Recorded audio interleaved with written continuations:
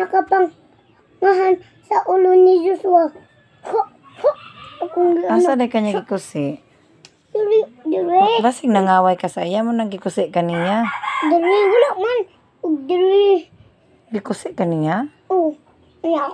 Ako nang gianak. Nag-anak. May nalikay. Kalikay siya?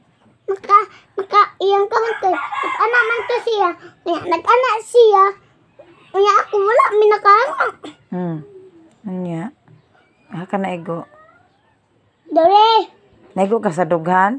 Napiang na ka. Sakit kayo to ba?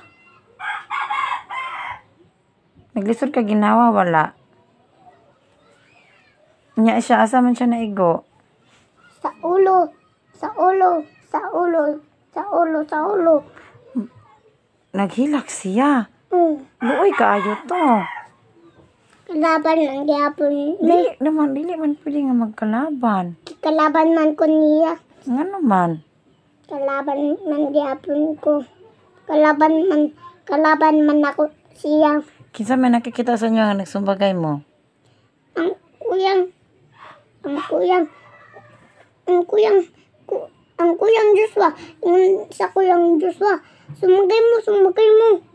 Kinsa nga kuya? Kuya niya katong si Kuya Pik katong na duwan katong kuya niya bakit nag-jacket. Taga-asa? Taga-dala katong si Kuya Kimi ba? Ni ana siya nga magsumbagay mo? Yan ang wala unta ka nagpatuo. Kay maghilak siya baluoy kaayo siya. Ni wala ba yada yang mama? Na ba dayang mama? Asa da ito? Nagtrabaho man. Katong kami mag-shirt ba? Gani. Nagtrabaho gani no, gibian gani diha sila no. Og sikuan pod. Di na magbalik ang mamang Joshua. Mo gani nga di ni mo awayon isa Joshua no kay yang mama nagtrabaho luoy kaayo sila. Gibilin sila. Nyag ako magtrabaho, asa man muna ko ibilin? Ubanon. Dili man pwede ubanon mo, bitang gibilin sa Joshua o si Axel, no?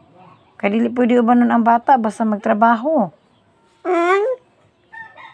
Mo na dili gani ka mangaway, kay luoy biya ng bata, basta walay mama.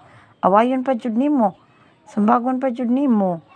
Basta mag-ana sila nga, sambagay. Pag ana, ay dili lang ko magsambagay, oy, kay masuko man si mama basta sumbagon ako kay luoy man wala may mama na diri si Joshua. Anan unta nimo? Sige unsa may imong plano? Mas gwapo yun dili siya sumbagon no. Kay luoy. Wala man siya mama no. Dili ka maluoy ini gulay mama. Kung magsumbagay may di na ko ano salang may magsumbagay. Ano lang nimo ha? Oh, sige. Pag very good jud, ha? No. Tuwag ang ate. Pag very good jud.